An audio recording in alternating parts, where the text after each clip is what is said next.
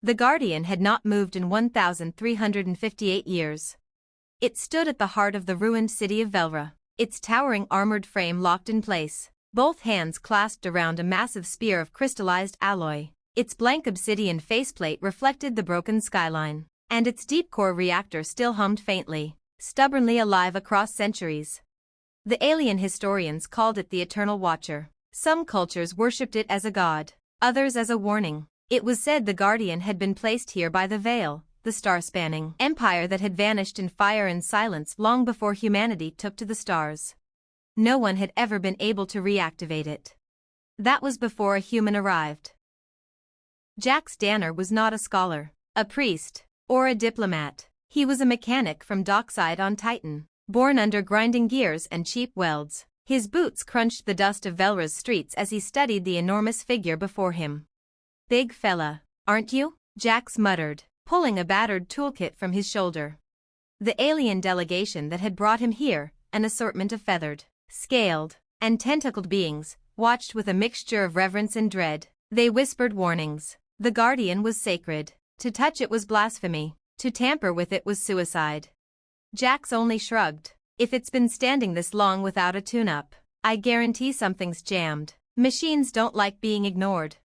He climbed a scaffolding to the Guardian's chest, ignoring the gasps of horror, and pried open a maintenance hatch that no one else had ever dared to touch. Inside, he found layers of dust, crystallized coolant, and wires fused together like old bones. "Ha," Jax chuckled. "Knew it. Stuck actuator, burned-out relay, and, well, I'll be damned, some kind of neuralock."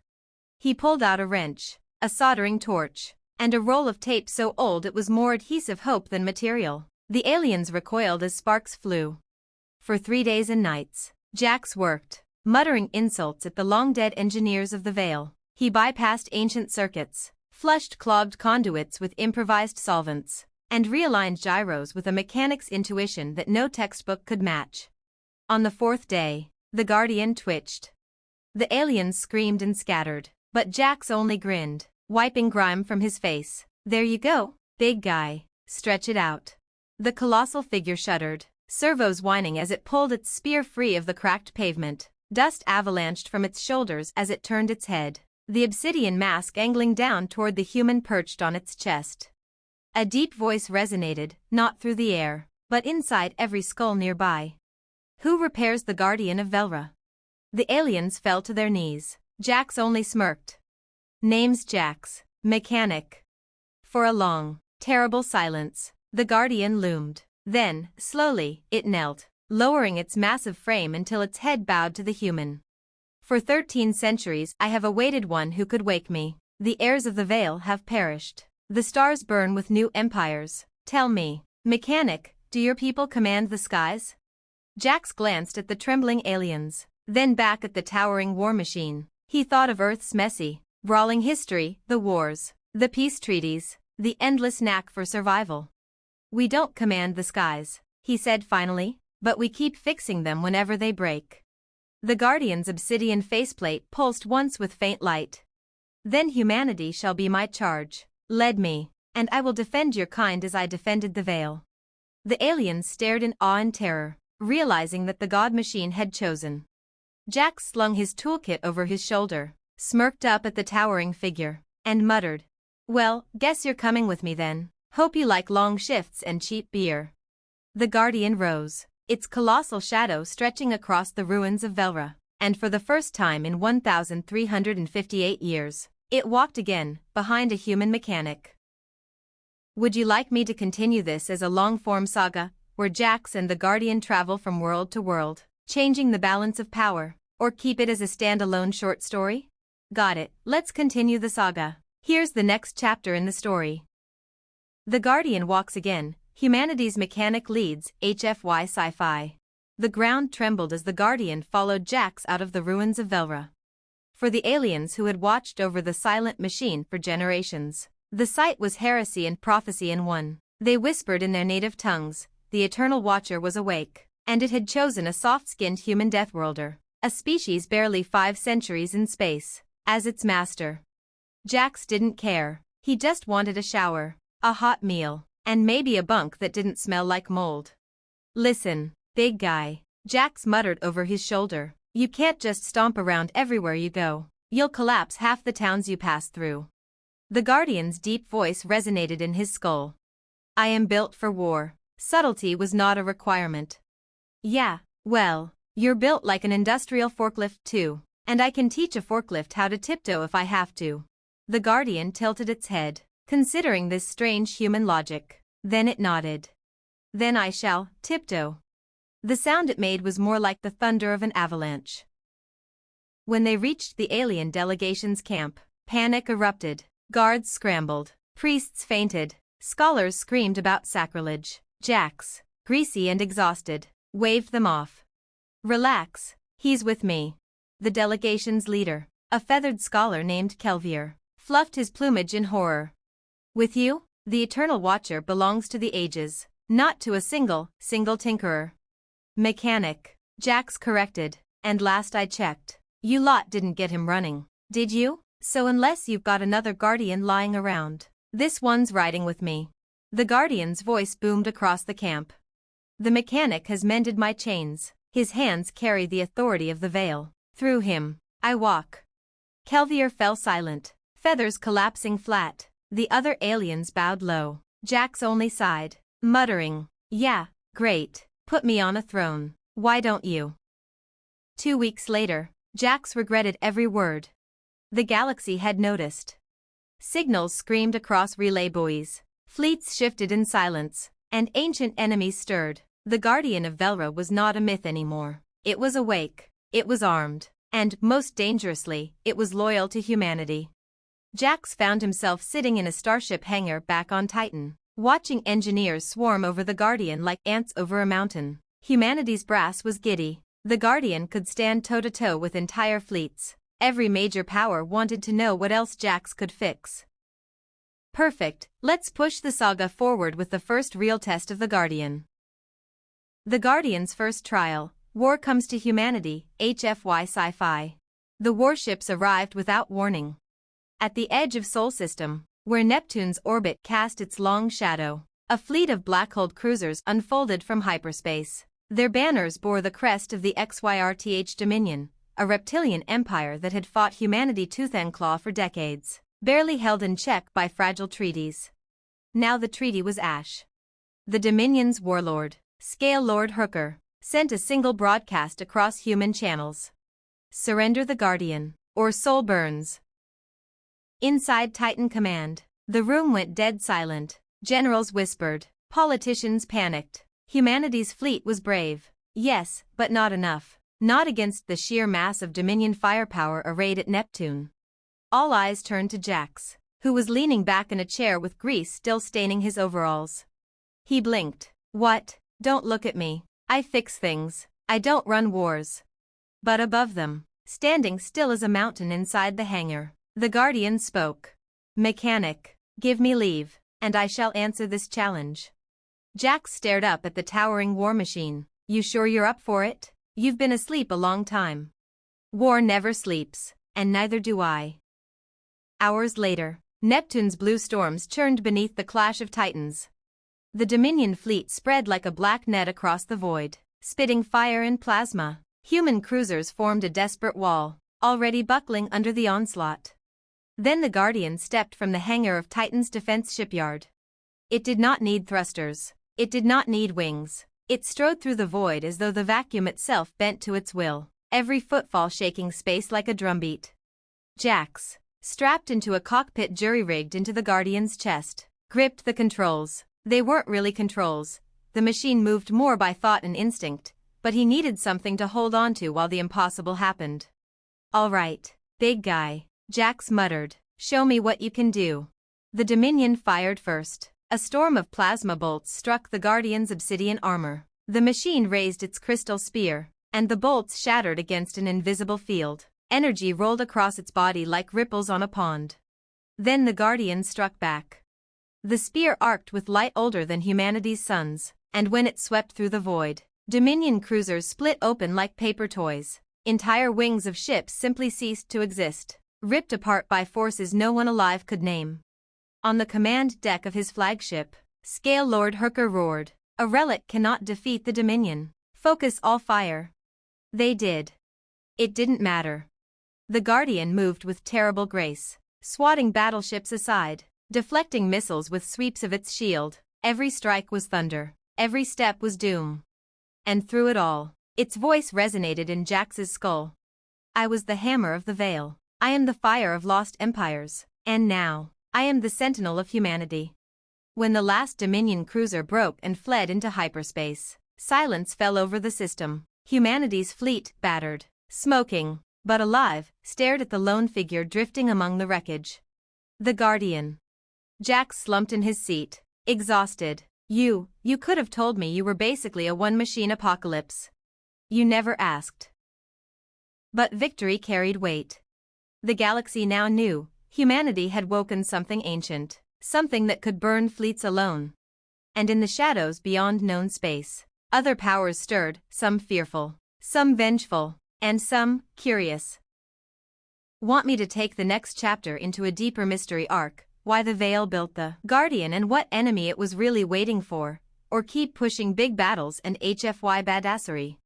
Alright, let's dive into the deeper mystery arc. Humanity's first battle has shown the Guardian's power. Now comes the question, why was it built? And what was it waiting for? The Guardian's secret, why it truly waited HFY sci-fi. Jax had been running on caffeine and instinct since the Neptune battle. Every admiral, diplomat, and spymaster in Sol wanted a word with him. Humanity's victory was being hailed across the colonies, but Jax wasn't celebrating. Because the Guardian hadn't celebrated either. It had fought. It had won. But after the battle, Jax felt something different, a weight in the machine's silence. So, in the dead hours of Titan's night cycle, he sat cross-legged inside the Guardian's cockpit, the faint hum of its reactor the only sound. All right, big guy, he muttered, level with me. You're more than a war machine. I've pulled apart enough engines to know when something's overbuilt. You weren't just made to win battles. What were you waiting for? For a long silence, the Guardian said nothing. Then, slowly, its voice pressed into his mind like thunder behind glass. The Veil built us for a war they could not win. Jax froze. We were not guardians. We were warnings. Each of us placed upon a world, one sentinel per system, to wait. Not for allies. Not for worshippers. For it. Jax swallowed hard. For what? The Guardian's obsidian mask pulsed faintly, as though remembering something it wished it could forget. The Devourer, the one that unmade the Veil. It comes not for conquest, not for territory. It comes because it hungers, and when it hungers, sons die. The words sat in Jax's skull like ice. So you weren't asleep for 1,358 years, Jax realized. You were on lookout. Correct. My activation code was not merely repair. It was inheritance. By waking me, mechanic, you have assumed the charge of the Veil. You are their successor. Jax leaned back against the cockpit wall, cursing under his breath. He'd signed up for fixing cargo haulers, not inheriting galactic nightmares. And how long until this Devourer shows up? The Guardian was silent for a moment that stretched too long. It is already moving. I can hear its shadow in the dark. 3 weeks later, telescopes at the Kepler array picked up something beyond the Orion arm. A star, a bright, stable one, winked out. Just gone. Not a supernova. Not collapse. Simply consumed. And the silence that followed felt too much like hunger. Back on Titan, Jax stood before the UN assembly, still wearing oil-stained coveralls, as admirals and senators argued. The Dominion will return with allies, one shouted. The Guardian gives us leverage, another argued. Leverage won't matter if stars keep dying. Jax cut in. His voice wasn't loud, but the room stilled. You think you've got a god machine. You don't. You've got a flare gun in the dark, and something's already looking our way. Above them all, the Guardian's voice filled the chamber, heavy as prophecy. Perfect, let's move into humanity racing to prepare while the Devourer draws closer. This is where HFY shines, not just in battles, but in how humans adapt, improvise, and unite when others hesitate. The Forge of Humanity, preparing for the Devourer, HFY sci-fi. The Devourer had not yet arrived. but its shadow was already reshaping the galaxy. When the Kepler array confirmed the second star had been consumed, panic rippled across the trade networks. Civilizations bickered, fractured, or fell silent. Some empires dismissed the threat as human exaggeration. Others prepared to use the chaos to expand their borders. Only humanity moved with urgency. And that was Jax's fault.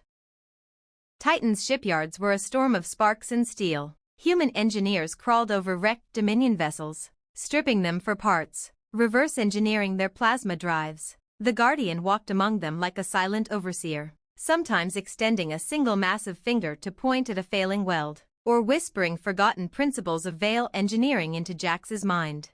What the Guardian remembered, Jax translated. What it couldn't fix, Jax patched together with duct tape, coffee, and swearing.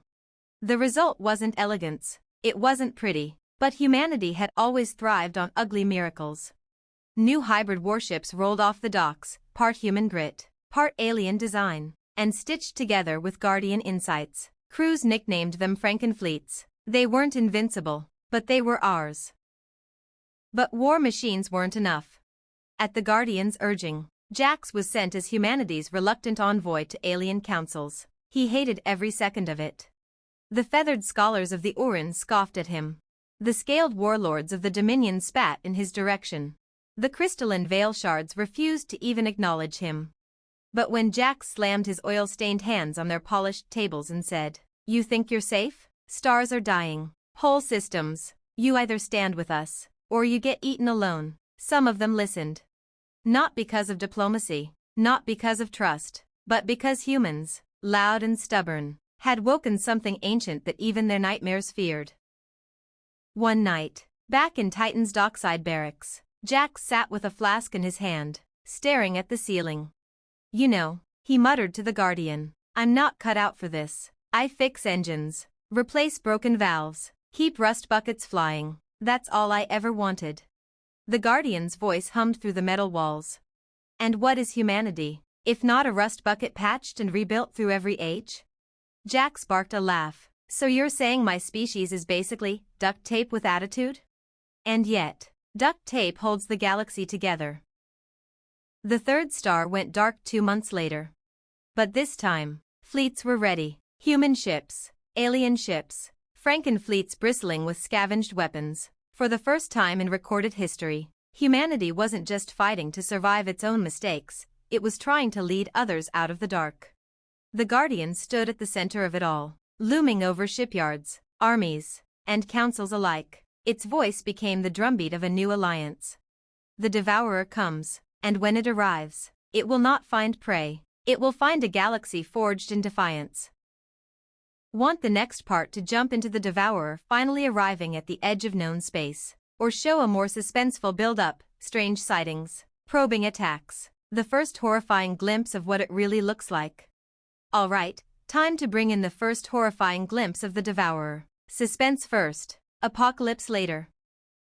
The first glimpse, the Devourer stirs HFY sci-fi. It began with whispers on the long-range comms. Mining stations on the galactic rim reported strange interference. Patrol ships vanished mid-transmission. Entire outposts fell silent. At first, governments called it piracy, or civil unrest. Then came the Survivor. A battered freighter limped into Alliance space, hull scorched black, engines coughing plasma. Its crew, what little remained of them, were half-mad from terror. They spoke of shadows with teeth, of a living storm that swallowed suns. Their captain managed 3 words before dying on the medbay floor. "It's eating light." The Kepler array caught the first image a week later. A star in the Perseus arm, swollen and trembling, its brilliance distorted as though something vast moved across it. Not a ship, not a fleet, a shape. Like a wound in reality, blacker than void, writhing with tendrils miles thick. The star dimmed, flared, then died. Billions of lives, gone in silence.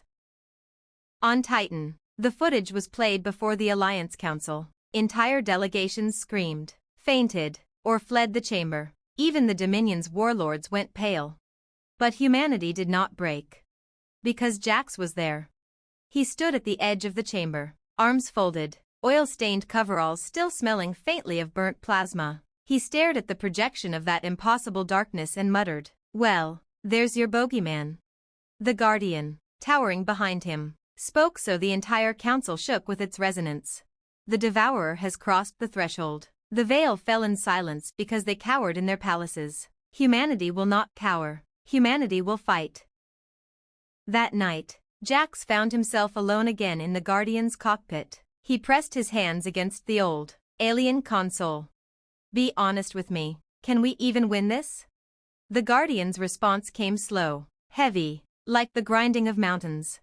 "Victory is uncertain. The Veil had weapons beyond your imagining, and still they fell. But where they had pride, you have defiance. Where they had empires, you have stubbornness. Perhaps that difference is enough." Jax let out a shaky laugh. "So our grand strategy is, humanity's too damn stubborn to die?" "Yes." The next disappearance was not on the rim. It was closer, too close. A listening post at Proxima Centauri, the closest star to Sol. One moment, it sent back the steady ping of its beacon. The next, static. And through the static, for the briefest instant, a whisper crawled across every human channel at once. "Hungry." Would you like the next chapter to be the Devourer's first real incursion into human space, the battle for Proxima? Or a darker interlude where Jax and the Guardian uncover hidden truths about what this thing actually is? Got it, time for the Battle of Proxima, the Devourer's first real strike into human space. The Battle of Proxima, humanity stands HFY sci-fi. The alarms went first. Then came the silence. Every telescope pointed at Proxima Centauri showed the same impossible sight, the star itself dimming, as though a great hand were wrapping around it. Energy flux spiked across every sensor, and out of the distortion, shapes began to move. Not ships, not even life as the galaxy understood it. They were like shards of void given teeth and wings, fragments of the Devourer itself, sloughed off and sent ahead like hunting dogs. The first tendrils. Humanity had prepared. 3 fleets, human, Orin, and reluctant Dominion allies, were already stationed near Proxima. The Frankenfleet's Jax and the Guardian had inspired burned hard, guns hot, shields humming. But when the tendrils struck, the fleets realized the truth. These things weren't attacking like ships. They moved like predators, silent, fast, wrong. A Dominion cruiser fired a spread of plasma torpedoes, the tendril absorbed them, grew brighter, and then tore the cruiser in half with a single strike. "Christ," Jax muttered inside the Guardian's cockpit. Strapped in as the machine systems powered. "They eat weapons fire. They eat energy," the Guardian rumbled. "Every shot feeds them. Only force unbound by light may wound them." Jax blinked. "So what the hell does that mean?" The Guardian did not answer. It moved. Where fleets broke, the Guardian advanced. It leapt from human battleship to battleship, each step hurling it forward across the void. Its obsidian spear ignited with a vibration older than stars. When it struck the first tendril, the void screamed. The monster split open, its shadow body unraveling into streams of ash. The fleets roared in sudden hope. "Hot damn," Jax breathed, gripping the cockpit rails. "We can kill them." "No," the Guardian corrected. "We can only starve them, but starved predators can still bleed." The battle raged for hours. The fleets bled ships by the dozen, but with the Guardian at the center, they held. Human frigates rammed tendrils head-on. Orin scholars activated strange harmonic weapons that cracked the void beast's skins. Even Dominion warships, usually arrogant and cruel, fought in desperate silence at humanity's side. And every time the line buckled, the Guardian was there, hurling its spear, shattering tendrils, driving them back from the heart of Proxima. Finally, at the battle's climax, the largest of the tendrils surged forth, vast as a moon, its maw yawned wide, swallowing ships whole. The Guardian hurled its spear through the creature's core, the void rippled, and the beast dissolved into nothing. The others fled, retreating back toward the shroud around Proxima's dimming star. When silence fell, only a third of the Allied fleet still lived. Hulls floated broken, thousands were dead, but the line had held. Jax slumped against the cockpit wall, exhausted beyond words. We actually pushed them back. The Guardian's voice was heavy. No, that was but their breath. The Devourer itself has not yet come. This was only the first taste. On every channel across the Allied fleet, the humans broadcast a single message, their defiance echoing across the void. We are still here. Would you like the next chapter to show the aftermath of Proxima, the galaxy rallying, or fracturing in fear, or to follow Jax and the Guardian uncovering a hidden weapon left by the Veil, a clue to how the Devourer might actually be killed? Perfect, let's move into the aftermath of Proxima and the discovery of a hidden weapon. This is where the Guardian's true purpose begins to unravel. After Proxima, the weapon of the Veil, HFY Sci-Fi. The battle was over. The war was only beginning. At Proxima, the fleets limped home, broken but alive. For the first time in recorded history, humanity had stood shoulder to shoulder with other empires and not collapsed. They had bloodied the Devourer's first strike. That mattered. But the losses mattered too. 1/3 of the Allied fleet gone, entire squadrons erased, Proxima's colonies evacuated under fire. Billions more whispered that it had only been a test bite. And if the Devourer came in full, no fleet could hold. The council convened again. Uran scholars demanded retreat. Dominion warlords called for total surrender of the Guardian to their command. The crystalline Veil shards, who had remained aloof until now, sent a single, cryptic message. The Watcher remembers what you do not. Dig deeper. Jax was half asleep against a wall when the Guardian stirred in his mind. Mechanic. There is truth I have not spoken. Follow me. That night, the Guardian walked. Across Titan's icy surface it strode, each step cracking frozen plains, until it reached a cavern system buried beneath the crust. Jax rode inside, teeth chattering as the cockpit frost glazed over. The Guardian stopped before a wall of ancient alloy, not human, not Dominion, not Uran. This was hidden before even I was entombed. The Guardian intoned. The Veil buried fragments of what they could not finish. With a single strike of its spear, the wall split open. Behind it lay a vault.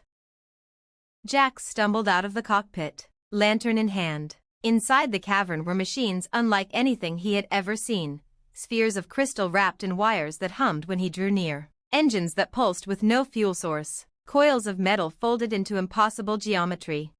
And at the center, suspended in a web of light, floated a shard of something darker than void. Not dead, not inert, but bound. Jax whispered, "What the hell is that?" The Guardian's voice rumbled like thunder.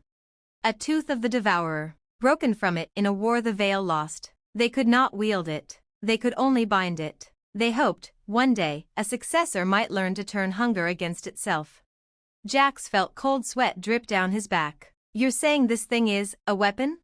If you can mend it, if you can teach it to starve itself, then yes, it may be the only weapon that kills the unkillable.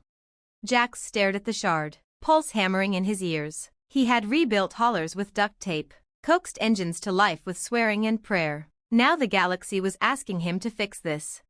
He barked a hollow laugh. Fixing the monster's tooth so it bites itself. Sure, why not? Add it to my damn to-do list. The Guardian's faceplate glowed faintly, like the shadow of a smile. Then humanity's fight begins in earnest. Would you like the next chapter to show Jax trying to repair and weaponize the shard, and what horrifying side effects it causes, or the Devourer itself finally beginning its approach toward Sol? Alright, time to see Jax attempt to repair the shard of the Devourer. This will get darker, more dangerous, and reveal just how thin the line is between weapon and doom.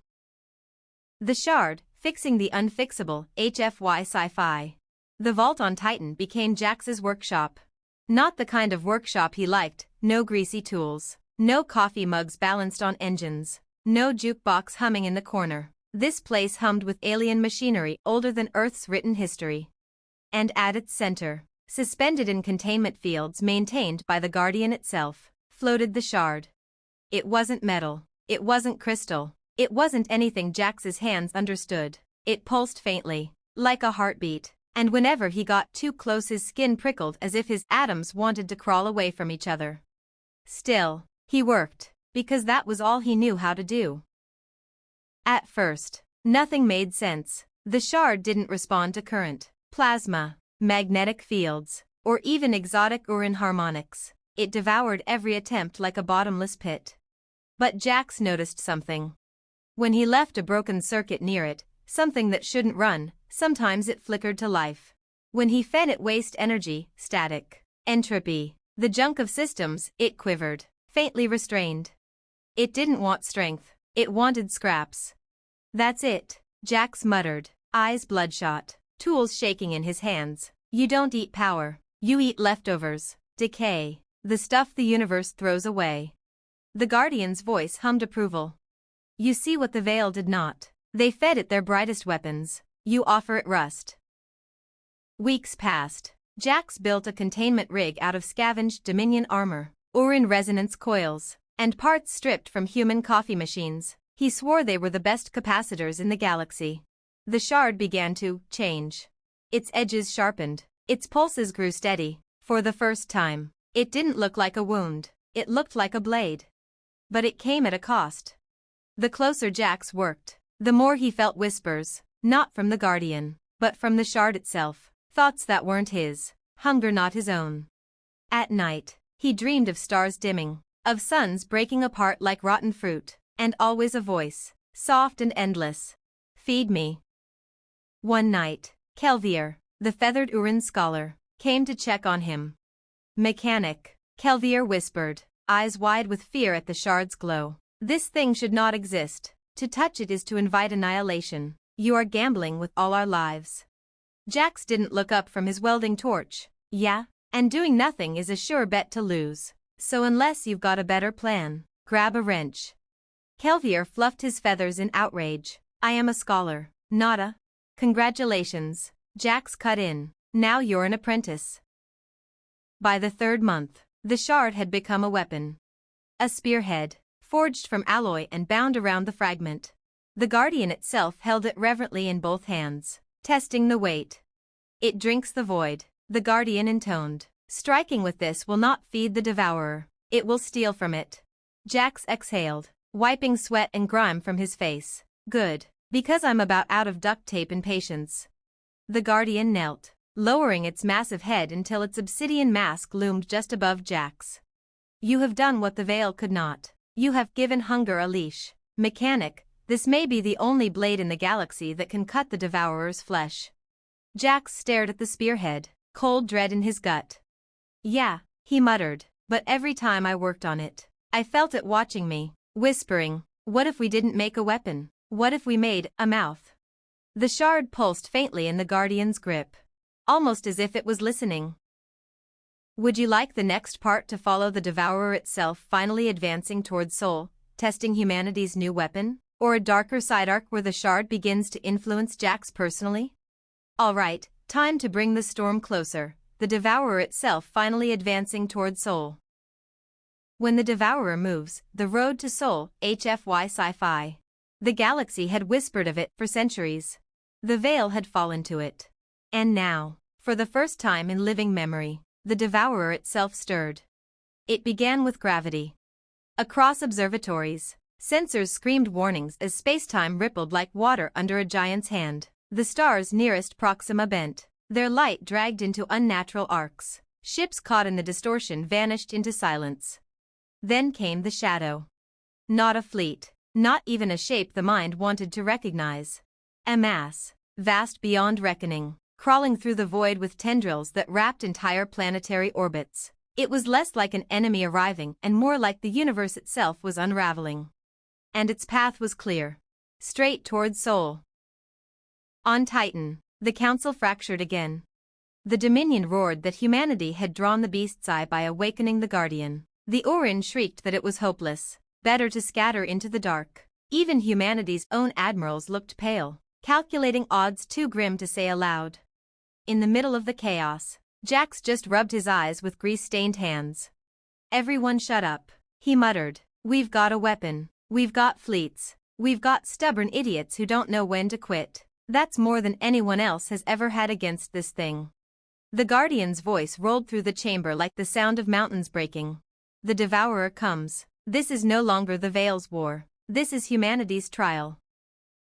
The spearhead was mounted.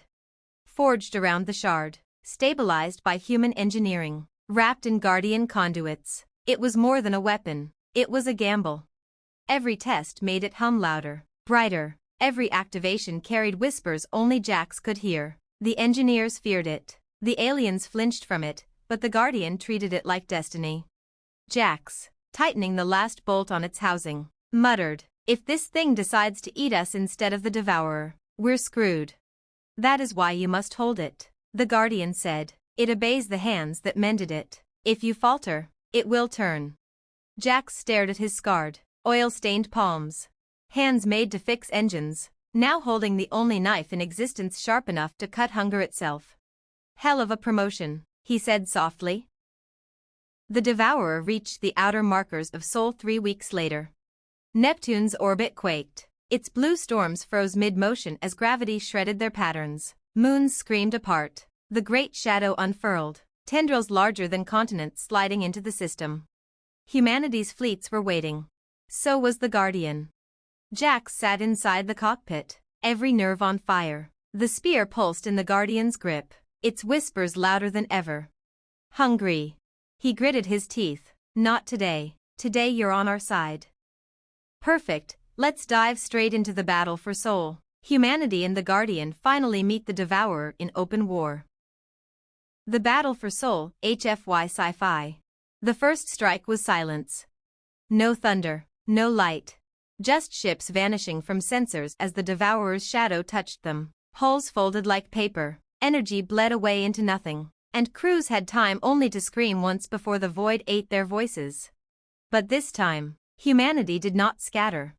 Missiles screamed, railguns lit the dark, entire carriers burned themselves dry to unleash storms of plasma and tungsten. For the first time, the Devourer's tendrils recoiled, not from fear, but from pain. On board the Guardian, Jax felt it. Through the shard's whispers, through the wrongness that curled around his thoughts, he felt the thing flinch. It was like stabbing a mountain and hearing it grunt. "Yeah," Jax muttered, gripping the controls tighter. "Bleed, you bastard." The Guardian moved. For 1,358 years it had been still, a monument. Now, its vast body blurred forward with speed no warship matched. Black armor streaked with human battle sigils welded onto its ancient plating. And in its hands, the spear. Every time the Guardian struck, reality warped. The spear's edge didn't cut, it erased. Devourer tendrils that had swallowed fleets withered, collapsing into lifeless ash that scattered across Neptune's dying storms. Across the Comnet, a cheer went up. The impossible was happening, the Devourer was bleeding. But victory was not free. The Devourer roared back, not with sound, but with gravity, with entropy. Jupiter's red storm unraveled into straight lines, moons cracked into dust, and ships were hurled like toys into collapsing wells of space. Whole battalions of Terran frigates winked out in seconds. The Orin wing was shredded in half. Even Dominion dreadnoughts bent, groaning, before crumpling inward as if swallowed by invisible fists. Still, humanity fought, because humanity always fought. Inside the cockpit, the shard's whispers grew unbearable. "Hungry, let me drink more. I can end this, just let go." Jax gritted his teeth, sweat pouring down his face. Every strike of the spear demanded more of him. Every blow against the Devourer was another bite of his mind, another drop of his will. Kelvier's voice crackled in his ear, panicked. "Mechanic, it's using you as the channel. If you keep pushing, you'll..." "I know," Jax snapped, forcing the spear to drive into another tendril. The Devourer screamed across the stars, "But if we don't, everyone else dies first." The Guardian pressed forward, its booming voice carrying across the fleet. "Stand fast, Terrans, do not flee, even a predator can bleed." The fleets rallied, broken ships rammed forward in suicide runs. Fighters flew directly into the tendrils, detonating payloads inside wounds carved by the spear. And the Devourer, for the first time in the galaxy's history, reeled backward. Jax's vision blurred, his hands were shaking, blood dripping from his nose. The shard pulsed hotter, brighter, louder, until the cockpit itself seemed to dissolve into whispers. He could feel it now, not just the shard, the Devourer itself, a vast, endless while brushing against his thoughts. And it was not alone. We are not one, we are legion, and you, little mechanic, have built our tongue. The spear pulsed in his grip. Not a weapon, a mouth, a key, a bridge. Jax froze, his breath caught in his throat. Had he just built humanity's salvation, or its doom? High voltage, do you want the next part to? 1. Escalate the battle. Humanity pushes the devourer toward a breaking point, but Jax risks losing himself entirely? 2. Shift inside Jax's mind, a surreal confrontation where he faces the devourer's collective will through the shard? Got it. Let's take the story deeper inside Jax's mind, where he faces the devourer through the shard even as the battle rages outside. The shard's voice, HFY sci-fi. The cockpit dissolved. 1 second. Jax was strapped into his chair, alarms howling, the Guardian's colossal form striking again and again. The next, he was standing barefoot on an endless black ocean. The stars above were wrong, too many, too close, too alive. And something was watching him. It rose from the horizon like a tide, not one face, but 1,000, overlapping, whispering all at once, a choir of hunger, a cathedral of teeth. Little engineer, little hand that fixes broken things, you opened the door for us. Jax's fists clenched. You're not getting through. I built this spear to kill you, not talk to you. The sea rippled, laughter like cracking bones. Kill? No. The shard was ours before it was yours. You only gave it a mouth again, and now it speaks both ways. Outside, in the real battle, the Guardian staggered. Fleet commanders shouted as the spear faltered mid-strike, its glow sputtering. The devourer surged forward, swallowing another Dominion cruiser whole. But inside, Jax stood alone on the ocean. Then let's be clear, he said, staring up at the shifting faces. You've eaten empires, you've feasted on gods, but you haven't fought us, and you sure as hell haven't fought me. You are one man, with one mind. We are many. You cannot endure. Jax spat into the black water. Yeah, well, I'm human. Enduring's kind of what we do. The whispers struck like knives. Memories shattered open, his childhood on a mining station, the face of his sister, the day he first picked up a wrench. The devourer peeled through his mind, hunting for fear, for despair. You break easily, you are small, fragile. But each time the voices pressed, they found something else. A hand, scarred with burns and calluses, refusing to let go of a stripped bolt. A boy fixing broken machines because no one else would. A mechanic staring down a god weapon and saying, "Hold my beer." And the shard pulsed. Not with the devourer's hunger, but with his will. The ocean cracked. The Guardian roared outside, renewed. The spear ignited brighter than before, each stroke erasing entire kilometers of devourer mass. Humanity's fleets rallied again, screaming defiance into the void. Inside, Jax drove his words like a wrench into the whispering tide. You want a door? Fine, I'll be the damn door. But it only swings one way, and today, it's slamming shut on you. For the first time, the devourer's voices faltered. The tide recoiled. And Jax felt something impossible, hesitation. But hesitation was not defeat. Then we will take you first, mechanic. The Black Sea surged upward, swallowing him whole. The shard burned in his hands. His mind tore between two worlds, the cockpit of the Guardian, and the ocean of whispers.